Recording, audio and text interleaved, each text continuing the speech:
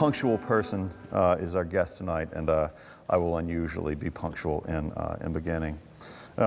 Sam Goldman behind me is the assistant professor of political science and director of the Loeb Institute for Religious Freedom at George Washington University. He also directs GW's Politics and Values program, a program there for honors students. He earned his PhD from Harvard University, after which he was a Tikva postdoctoral fellow at Princeton.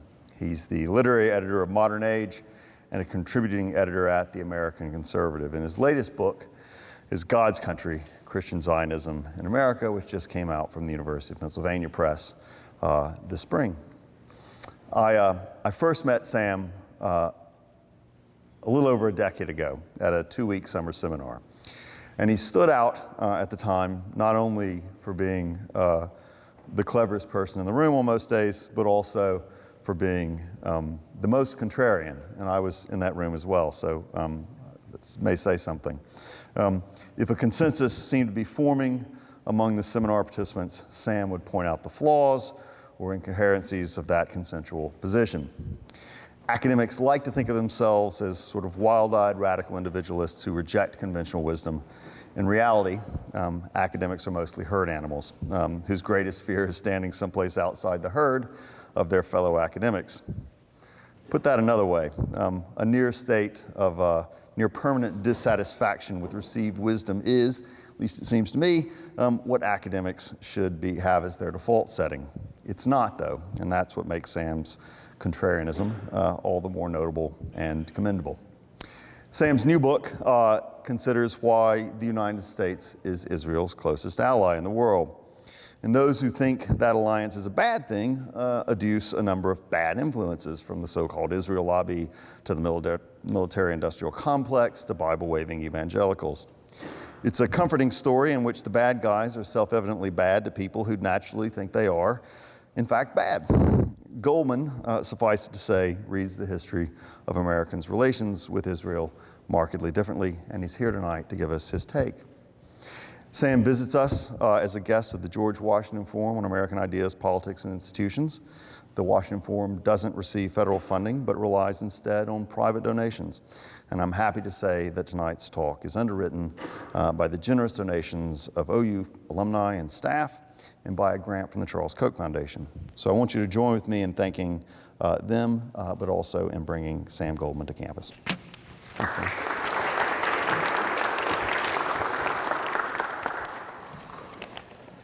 So I'd like to begin by thanking you, Robert, for your gracious introduction, and also expressing my thanks to the George Washington Forum and its supporters.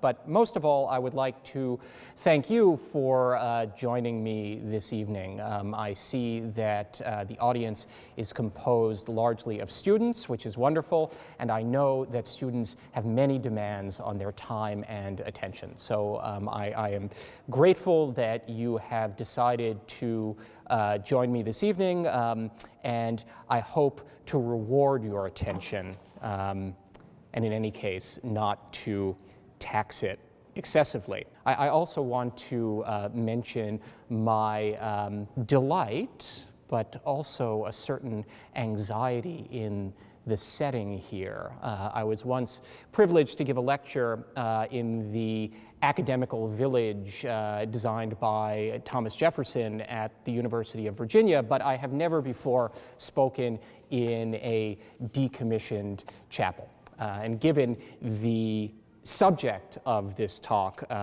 the venue seems particularly appropriate. I'll begin by calling your attention to an event that occurred just a few months ago in January, when Vice President Mike Pence delivered an address at the Knesset, Israel's parliament. The purpose of the address was to make an official announcement of the Trump administration's decision to move the U.S. Embassy from Tel Aviv, where it has stood since the establishment of the State of Israel in 1948, to the city of Jerusalem. The speech was notable for its symbolism, as well as for the occasion that it celebrated. Pence is, of course, not only the vice president, but also a conservative evangelical Christian, a group that in America has been outspoken in its support of the Jewish state. And Pence's speech reflected that enthusiasm. More than just a diplomatic statement, it drew a parallel between America and the people of Israel, which goes all the way back to the beginnings of European settlement in this continent. So I want to quote a passage from Pence's speech that illustrates this analogy, which I'll go on to explore. In the story of the Jews, Pence said, we have always seen the story of America. It is the story of an exodus, a journey from persecution to freedom, a story that shows the power of faith and the promise of hope. My country's very first settlers also saw themselves as pilgrims, sent by Providence to build a new promised land. The songs and stories of the people of Israel were their anthems, and they faithfully taught them to their children and do to this day.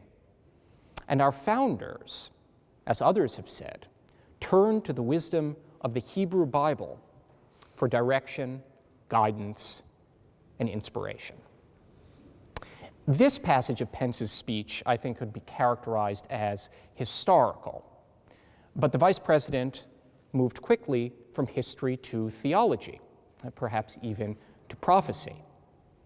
He went on to proclaim that, quote, it was the faith of the Jewish people that gathered the scattered fragments of a people and made them whole again, that took the language of the Bible and the landscape of the Psalms and made them live again. Now, I am tempted by the setting to indulge one of my lifelong fantasies of giving a sermon.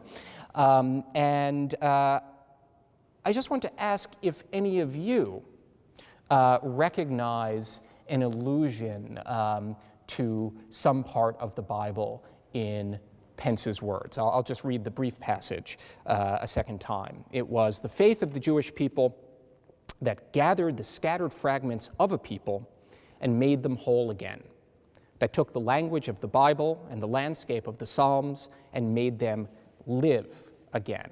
Do any of you recognize some scriptural allusion in that language? Fortune favors the bold. Kind of sounds like when Moses gathered everyone up and let them out. There's certainly a reference to Moses and to the Exodus story. What about this image that Pence presents of scattered fragments coming together and returning to life? Does that ring any bells for anyone? I know you don't know me, so you're shy about answering questions. Yes? Isaiah with the dry bones become flesh again? Yes, I think that's right. I suspect that Pence, or more likely his speechwriters, were thinking of the prophet Ezekiel's vision of the dry bones, or as it's sometimes called, the valley of the dry bones. And in this vision, the prophet sees himself standing in a desert littered with desiccated human skeletons. But before his eyes, the bones are reconstituted as living bodies. And God then reveals to the prophet that the bones represent the people of Israel in exile, and their resurrection points toward their reconstitution as a people and return to the land of Israel. And the Lord goes on to tell Ezekiel that he should then tell the people of Israel what the Lord has revealed to him. Now, I think this is actually quite a good speech that President Pence gave. And I must confess that my favorable impression of the speech made me wonder slightly about its authorship. Please forgive me if you are among his admirers, but it didn't sound quite like Vice President Pence to me. So I was not altogether surprised when it turned out a few weeks later that portions of the speech, including this one, were rather closely based on passages from works by Rabbi Lord Jonathan Sacks, a great scholar and advocate of friendship between Jews and Christians, the United States and the state of Israel. And I should mention that these passages were used with the permission and encouragement of Lord Sacks. So it was not a case of plagiarism. But nevertheless, I must indulge in self-promotion here and say that the speech might have been even better if Vice President Pence or his staff had read my book. And that's because it is, at least so far as I know, the only study of American Christians' interest in, and in some cases obsession, with the idea of a Jewish state that goes all the way back to the Puritans, all the way back to some of the first British settlers of North America. So what I try to show in the book is that Christian Zionism, which I define as the idea that Christians have a special responsibility to promote, support, and protect a Jewish state in some portion of the biblical promised land, is not a product of the late 20th century evangelical revival associated with figures like Jerry Falwell or the recently deceased Billy Graham. It is, in fact, much older than that and much more deeply rooted in the American cultural imagination. Christian Zionism is also not a result of the influence of so-called premillennial dispensationalism, a theological system developed in the 19th century by an Anglo-Irish theologian named John Nelson Darby, which includes a claim that the return of the people of Israel to the land of Israel is a precursor to the rapture of the faithful and the physical second coming of Christ. Although very few people, I suspect, have read Darby himself, some of his ideas have been given popular expression in best-selling works by writers like Tim LaHaye, an author of the Left Behind novels, or Hal Lindsey, the prophetic commentator of the early 1970s. It is true that Darby introduced concepts and language that, through the mediation of popularizers like LaHaye and Lindsey, have become influential in providing Christian arguments in support of Zionism. But even though the ideas are old, it's my contention that they did not become particularly relevant to American political life until the late 1960s. So where does Christian Zionism come from, if not from Falwell or Graham and not from Darby? Well, my claim is that Christian Zionism in America is a product of the analogy between the American people and the people of Israel, to which Vice President Pence alluded in his speech. It's a story about two stories, each an account of tyranny and persecution, followed by an exodus that leads to a period of wandering in the wilderness. So there again, is Moses. But finally, in both the stories of America and the biblical Hebrews, an elect nation, a chosen nation, is finally permitted to enter the promised land, where it establishes a mighty state under God. Now, many scholars, and here I demonstrate some of the contrarianism with which Professor Ingram was kind enough to credit me, many scholars have interpreted this analogy between America and the biblical Israel as a kind of supersessionism, or as it is pejoratively known, replacement theology. This is the idea that American Christians have taken over from the Jews a position as the chosen people, and that North America has become a second Zion or new promised land.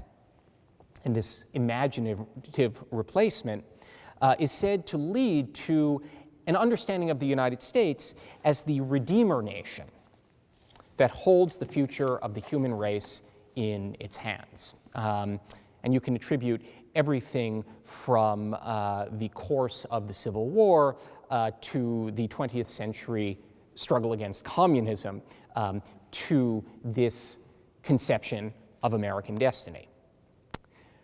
Now, I think there is a lot of truth to that interpretation, which was not invented, but was, I think, disseminated most effectively by the great historian Perry Miller.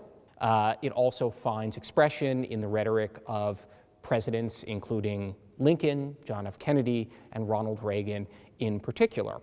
All of them used metaphors and images associated with the biblical Israel to make sense of the American predicament, and all of them suggested that the position to which America was called in modern times was comparable to that of the biblical Hebrews.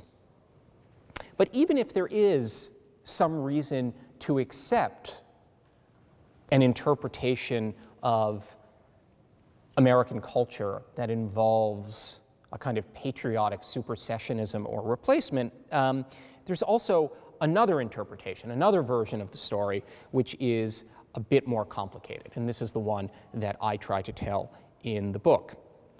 In this story, Americans, or the United States, do not replace the people and land of Israel.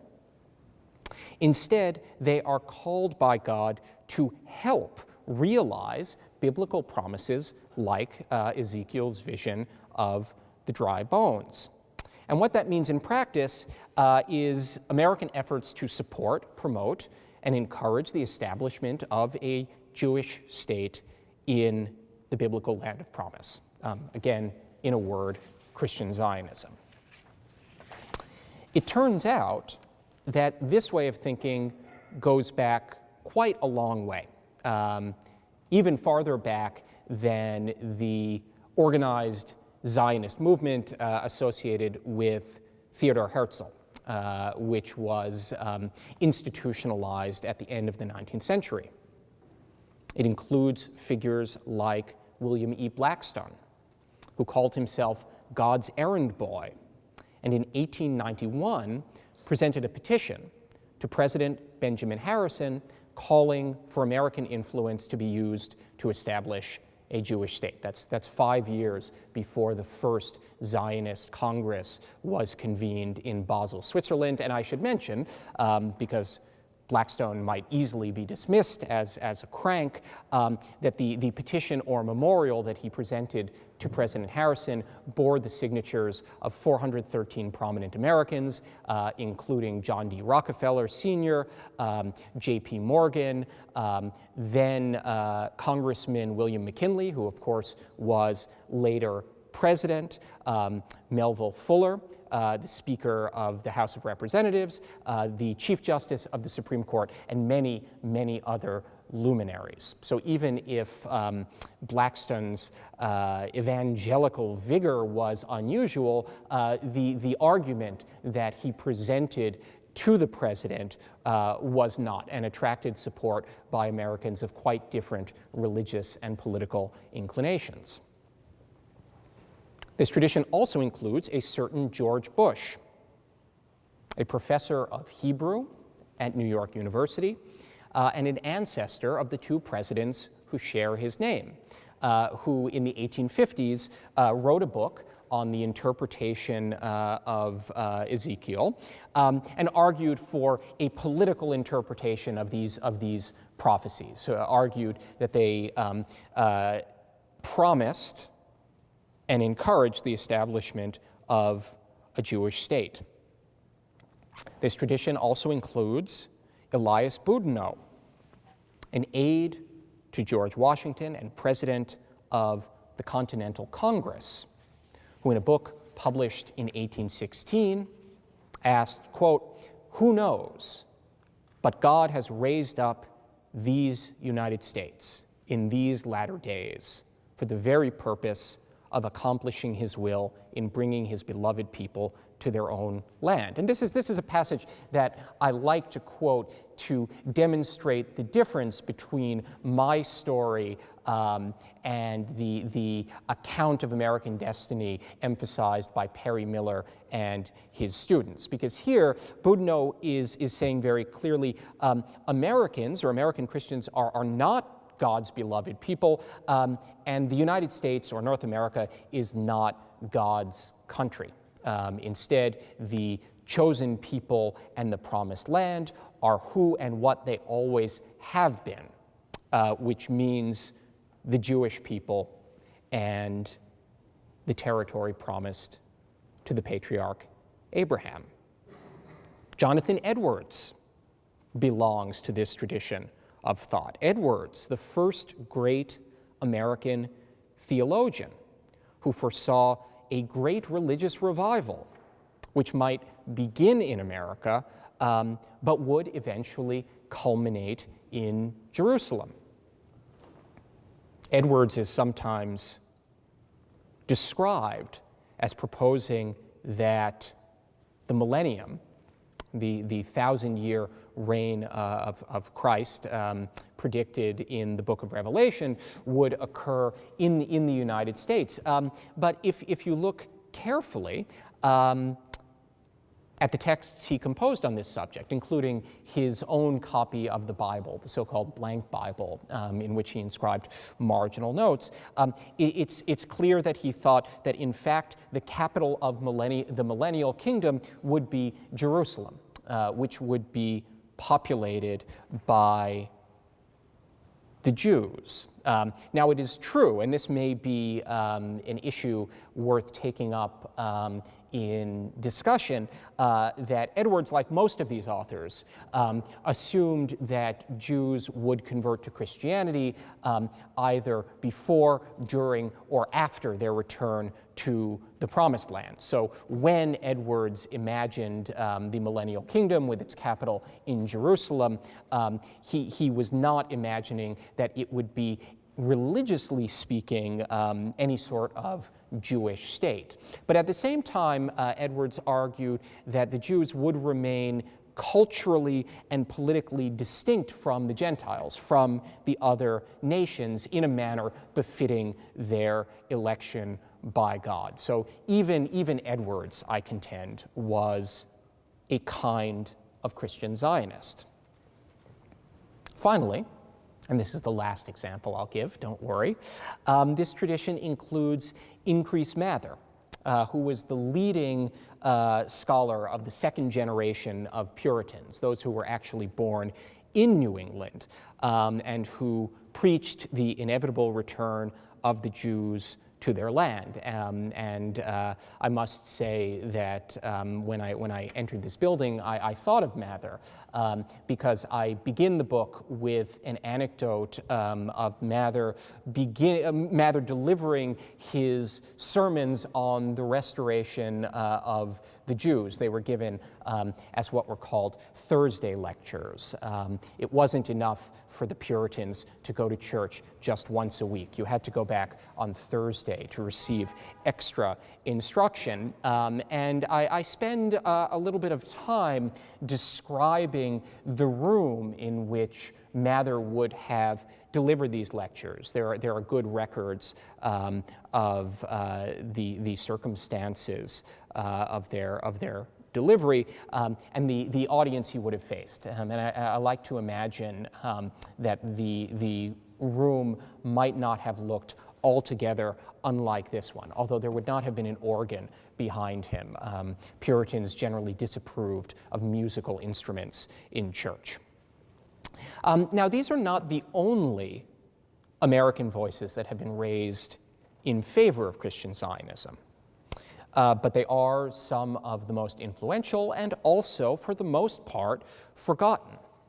So whatever your views on the right relationship between religion and foreign policy, or between the United States and Israel, I don't think that we can understand the so-called special relationship that exists between these countries without taking this history into account.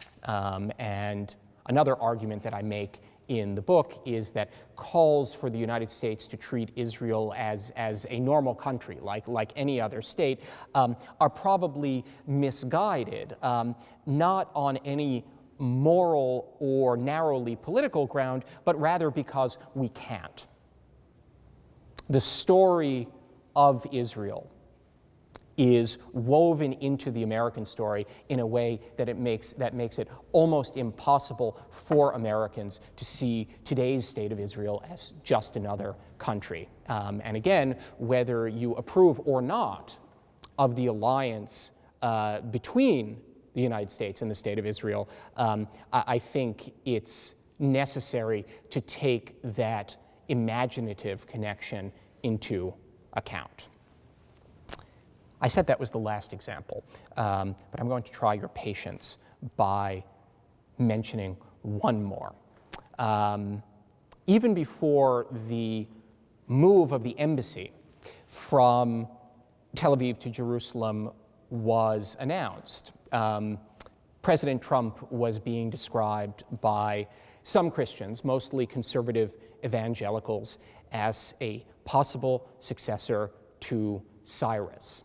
And I can't resist asking of you another question.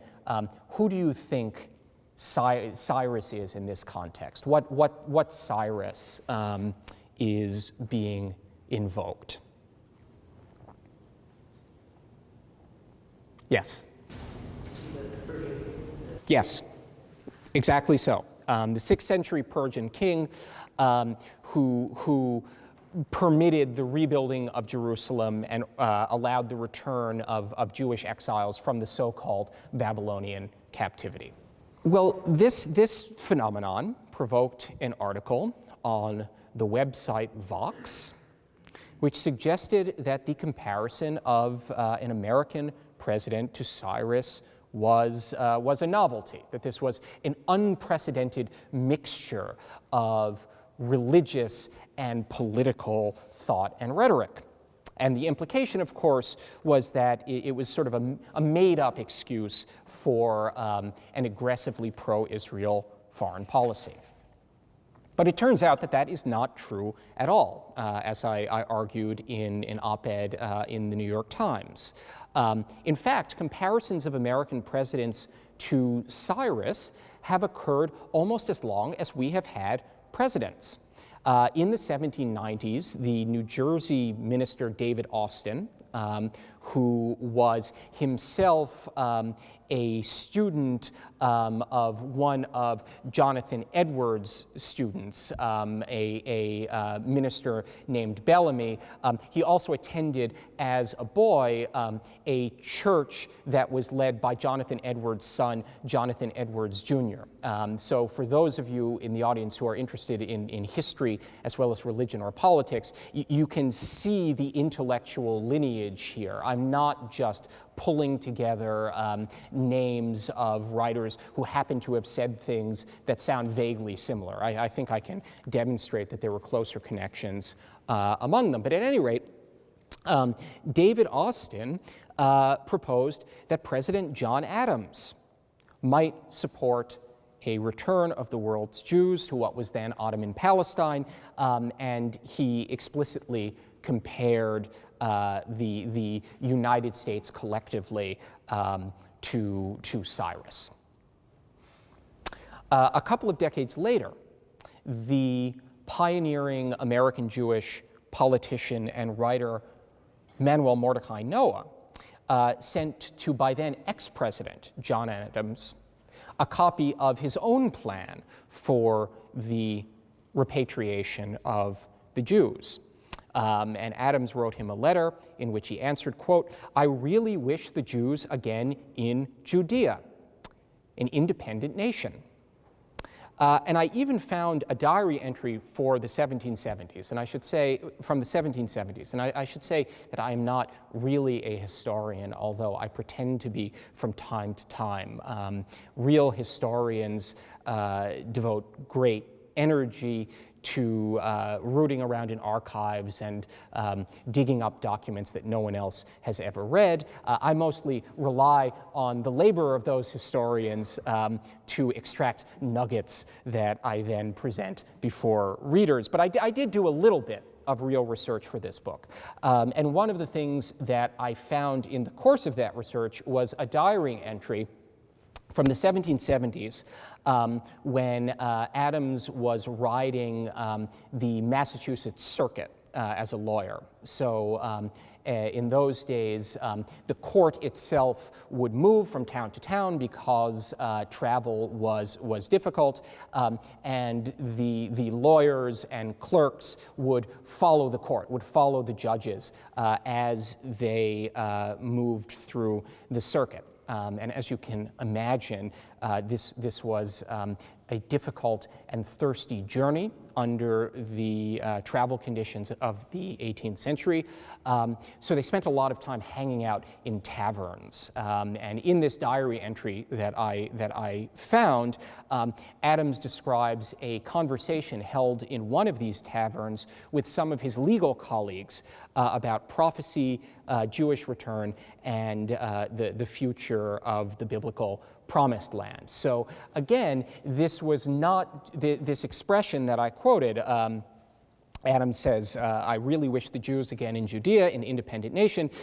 This was not just an expression of politeness to some nut who wrote him a letter. I think it was that, and Noah was a fascinating figure who was, I think, at least partly nuts.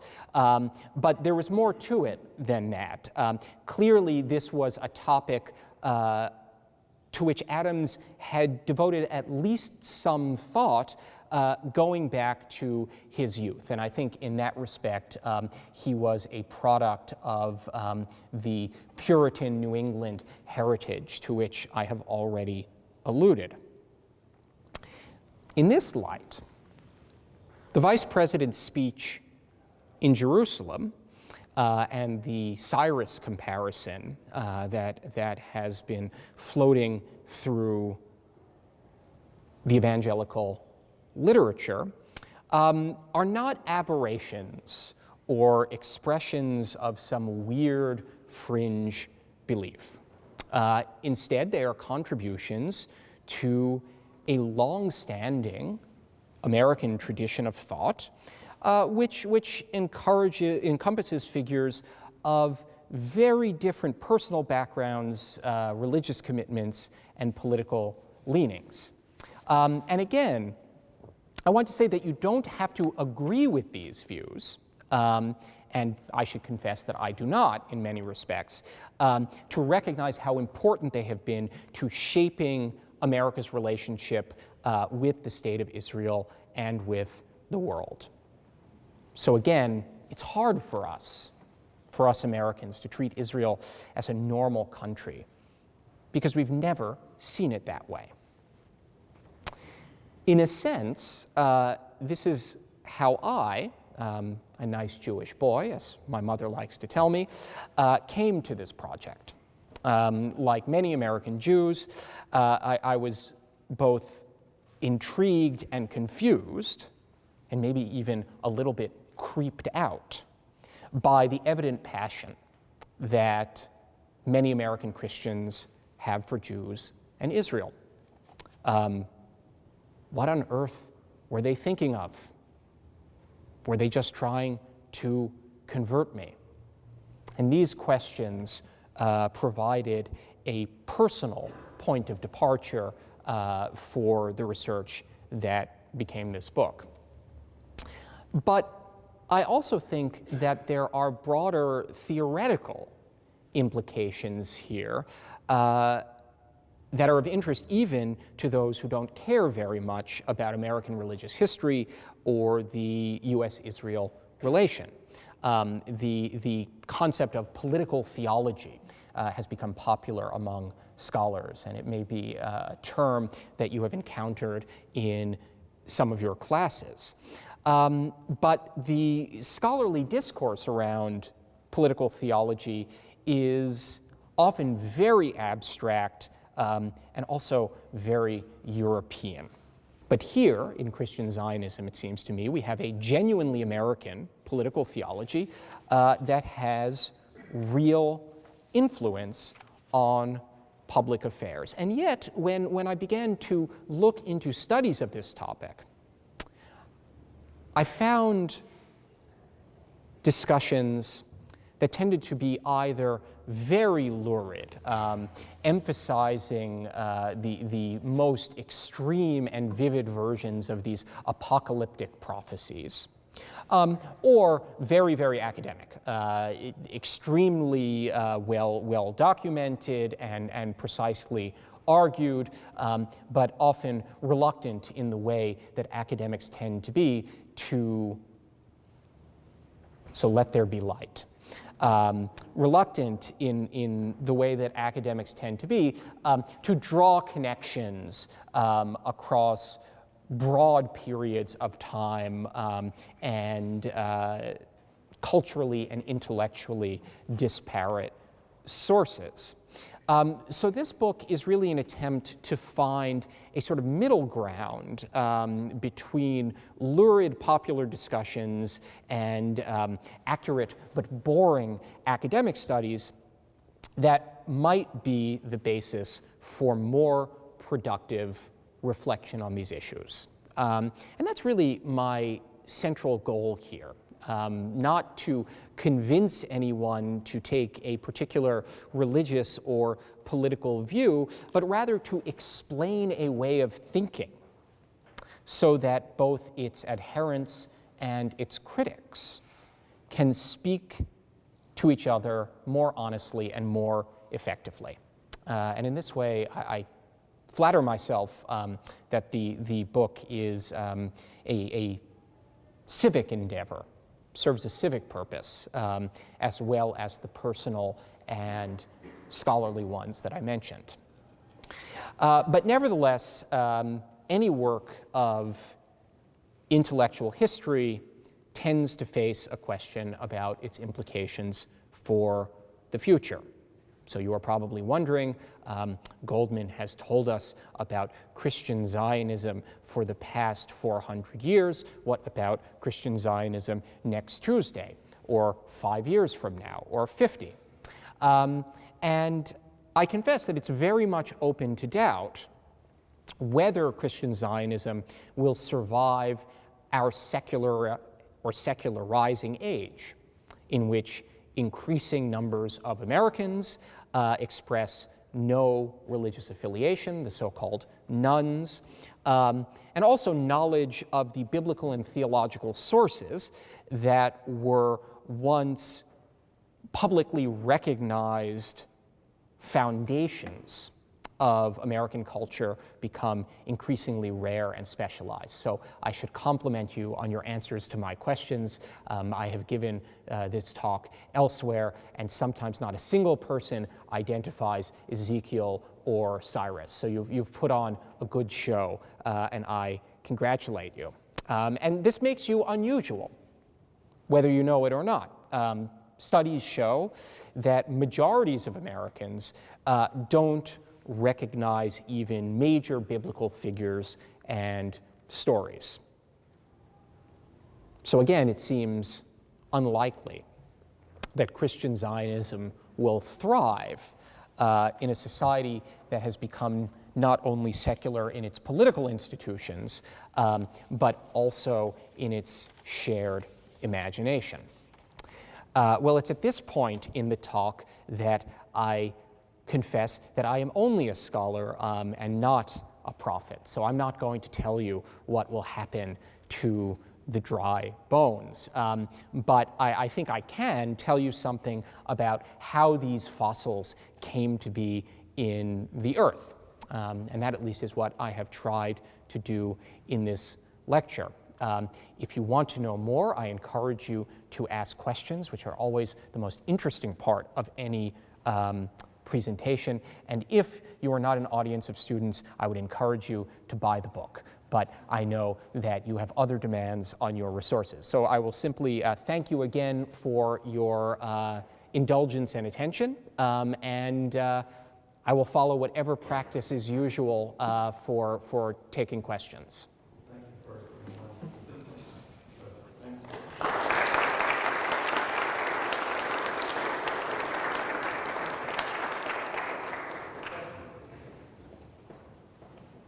Please. So thank you for coming. Thank you for giving this talk. I was wondering if you could help me understand if I misinterpreted you when you said that pre-millenarianism is not as efficacious as people seem to say it is in the Christian Zionist movement. Right. Because from my understanding in my studies, some figures like Blackstone and Darby are known to be sort of the till the soil for that sort of movement. I'm wondering how you can sort of separate those ideas.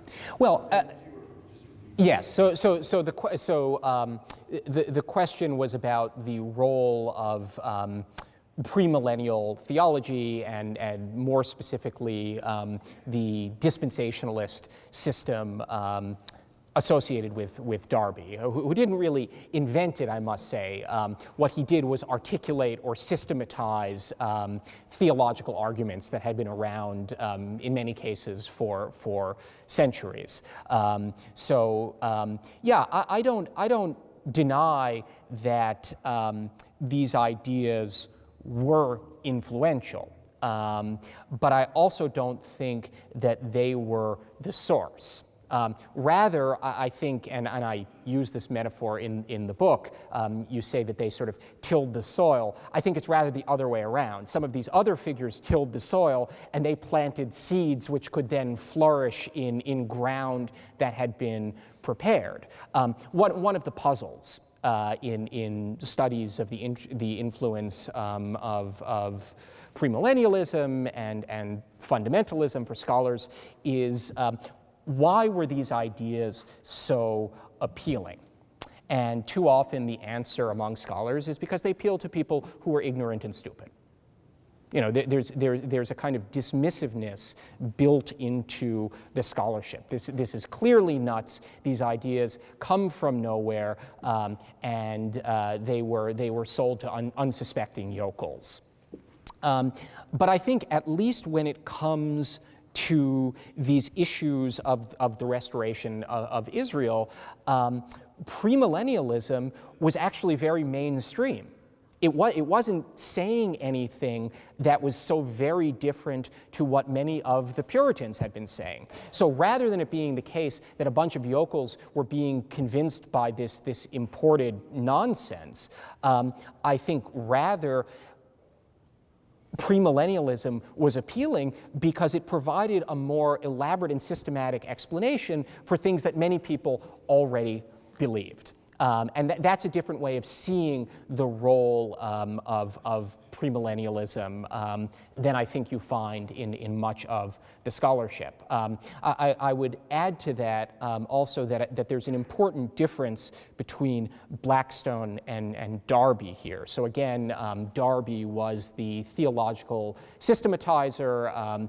He was initially a minister in the Church of Ireland, which he came to leave after a series of theological disputes, and then became an influential writer and lecturer. He actually made about half a dozen visits to the United States in the 1860s and 1870s to preach his doctrine. Blackstone was this figure who called himself God's errand boy, who presented the petition to President Harrison. And Blackstone was in many ways a popularizer of Darby and an associate of the great Chicago evangelist Dwight Moody, whose name is still familiar today. But there's actually a very important difference between them. And I think that in many ways, Blackstone is the more traditional American figure. Darby, and I owe this insight to other people. This is one of the areas in which I don't claim to have done my own research directly. I read many books by people who have devoted their lives to this subject, which you have to do because the collected works of John Nelson Darby look like this, and they're very boring. But Darby, as scholars have found, was really explicitly and passionately opposed to political action. And there's even a letter in which he answers the question about the relation between religion and politics posed by one of his followers by saying, we are not of this world, we do not mix in politics, we do not vote. So even though Darby thought the prophecies would be fulfilled, including prophecies of the restoration of Israel, he didn't propose to do anything to bring that about.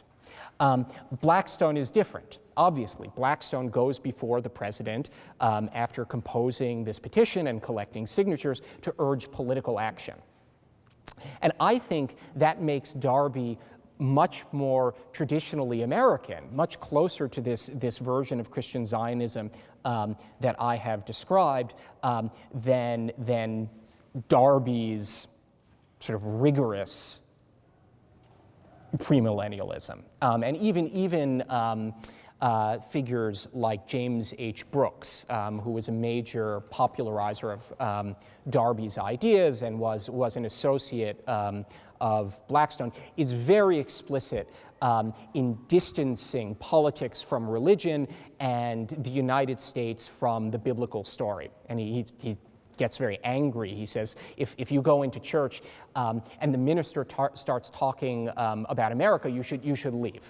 There's nothing about America in Scripture. The United States has no theological significance. Blackstone disagreed. And I think it's because this Christian Zionist current predates premillennial dispensationalism. And to the extent that they overlapped, premillennialism was able to sort of carry it forward, but is not its source. Sir? I was curious, in your research, if you happened to study the Book of Mormon, which was published in 1820, 1830s, Yeah.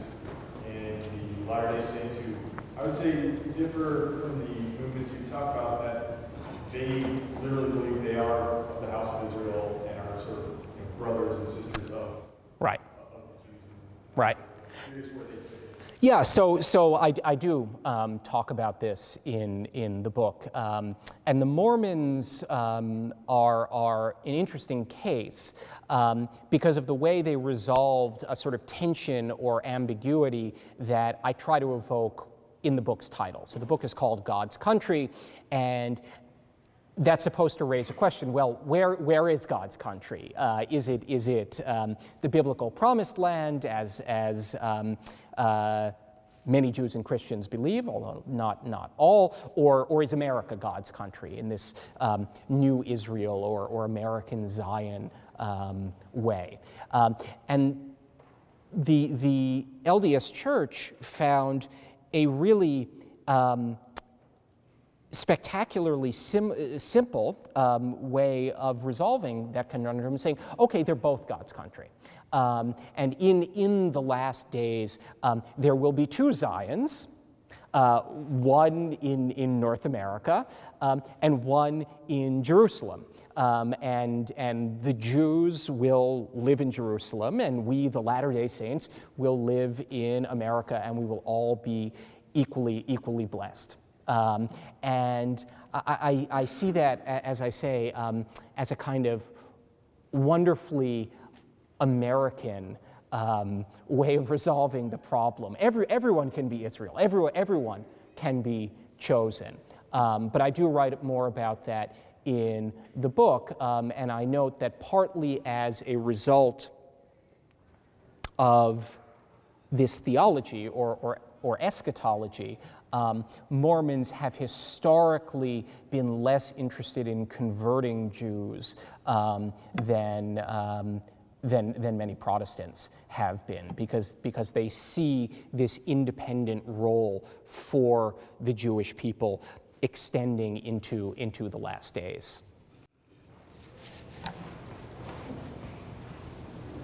I just ask, what do Jews and Catholics think about this? Yeah. Like, it's a distinctly Protestant Yeah. thing, as you point out. Like, there's a transatlantic Right. component to it. Cromwell thought of himself as England's Moses. Debates in the 1750s over Jewish naturalization in Britain were like, how does this fit into Right. the final unfolding of things? What do Jews make of this? What do Catholics make of this in the 19th century? So two different questions, both good. What did Jews make of this, and what did Catholics make of this? So let me answer the Catholic part first, and then talk about the Jews. Broadly speaking, Catholics have been, at minimum, skeptical and more often hostile to this narrative. And that's because built into Catholic theology is the idea that the church has become Israel. So this is the supersessionism, or as people say when they want to be nasty about it, replacement theology, to which I alluded. And some version of that, I think, is probably inextricable from Catholic doctrine, but it has been muted since Vatican II, and I talk about that a bit in the book. The statements on Jews and Judaism in Nostra Aetate were influenced by American Catholic ecclesiastical and theological figures who were troubled by this. So then the question is, why were American Catholics more troubled by this than Catholics anywhere else in the world? And I think that there are probably three parts of the answer. One part is that even American Catholics, in the process of cultural Americanization, have accepted parts of the narrative that Pence tells here. And Pence himself, I think, is a former Catholic. So we all, Protestants, Catholics, Jews, we are all sons of the Puritans. And it's hard not to absorb at least some affinity for their theology. And I think that had already begun to happen among American Catholics in the 18th century. A second cause is the close relations between American Jews and American Catholics that developed in the early 20th century as a result of settlement patterns. Jews and Catholics were immigrants. They lived in many of the same cities, and they had to learn to get along. And as a result, the American Catholic clergy had closer relations with Jewish rabbinic figures and organized Jewish life than was the case almost anywhere in Europe. And I think their sympathy for Zionism was to some extent rooted in that experience. As far as I was able to find, the first occasion on which Catholic priests were allowed to participate in a pro-Zionist conference in an official capacity on behalf of their diocese was in 1943 at a conference in Boston, and they were given approval by Cardinal Cushing to do that. That's not an accident, because Boston was a religiously and ethnically mixed city. Cushing was active in what we would now call interfaith relations, and by allowing his priests to attend in an official capacity, he was sending a message about cooperation between American Jews and Catholics. So that's the second factor. But the third, and I think the most important for lay American Catholics, that is to say, people who are not students of theology and are not reading religious magazines, was the Cold War. So the overriding political commitment of the Catholic Church, both in the United States and around the world, in the 1950s was anti-communism. That was the central political issue. And as a result of Catholic commitments to anti-communism, many Catholics were actually quite skeptical of the early state of Israel. They thought it was socialist, they thought it might be allied with the Soviet Union, and so on. But after the Suez Crisis, in which Israel engaged in a military alliance with Britain and France, and Egypt gravitated increasingly toward the Soviet Union, that evaluation began to change. And rather than being a potentially subversive or unreliable presence in the Middle East, Israel began to be seen as a representative of the Western anti-communist alliance. And I think for ordinary people, that change was probably more important. The second part of the question was what did Jews think about this? And the answer is that American Jews historically have been very, very suspicious of Christian Zionism because they have believed, not without reason, that it delegitimizes Jews' presence in America or membership in the American nation, that the implication is Jews are great, but they belong over there, not here. So there's a phenomenon that I describe in the book, in some cases at the same events, at which Christian, mostly Protestant figures are denouncing the idea that America is the new Israel and saying, no, the Jewish people are the people of Israel, and the promised land is their land. And they think that they are making overtures of friendship in doing this. And then the Jews say, no, we have no interest in another country. We do not regard ourselves as a separate nation. America is our Zion. This is a new promised land. And that was the dominant position of the Reform movement, which was the most influential branch of American Judaism up until World War II and the actual foundation of the State of Israel.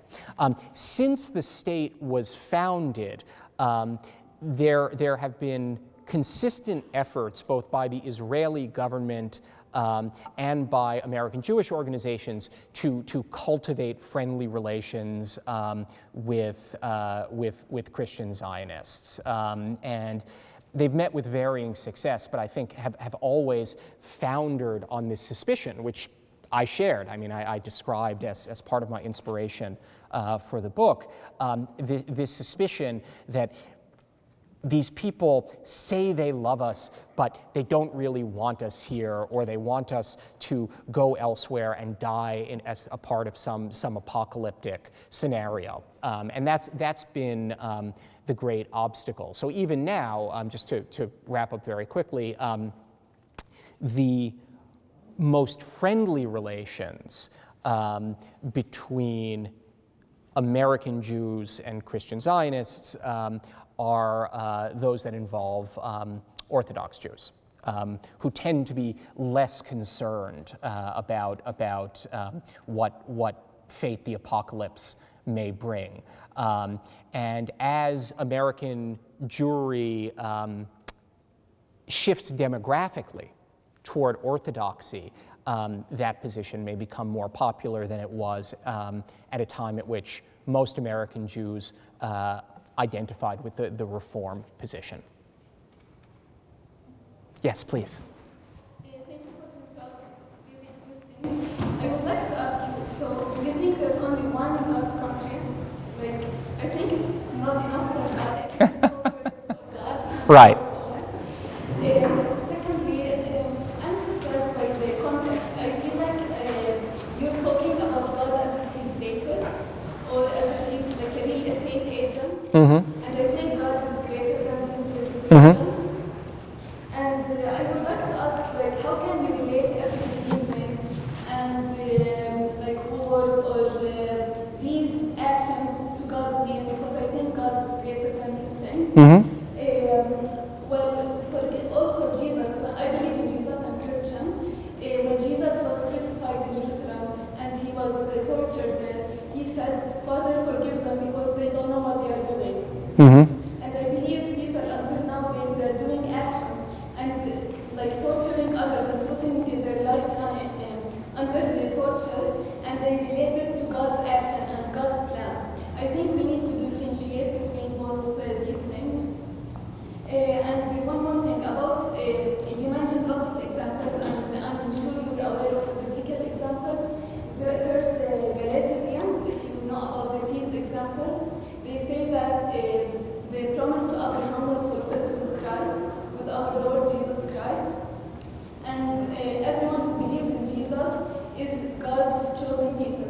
I'm from Palestine and I'm from Jerusalem.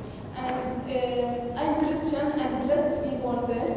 But we can't say that we're implementing God's plan and putting occupation and putting people under or suffering through all their lives and saying that's God's will. Well, I'm not sure I can answer all of your question, which is not in any way a dismissal of any part of it, but I have the sense from the rustling in the audience that we are running out of time. First of all, the nature of God's plan is above my pay grade. I do not claim to know what God wants of us, and this book is not an exercise in theological argument. It's really an exercise in intellectual history. So I am trying to describe what other people have believed, rather than developing my own position. And I don't have the theological training or the linguistic skills to make any claim to authority in these matters. I mean, I think those are questions that have to be answered by qualified figures in different religious traditions, which, needless to say, I am not. But as for the sort of broader concern that you raise, I think the question is the significance of the Hebrew Bible, or the Old Testament, as it's known to Christians. If you think that the Hebrew Bible was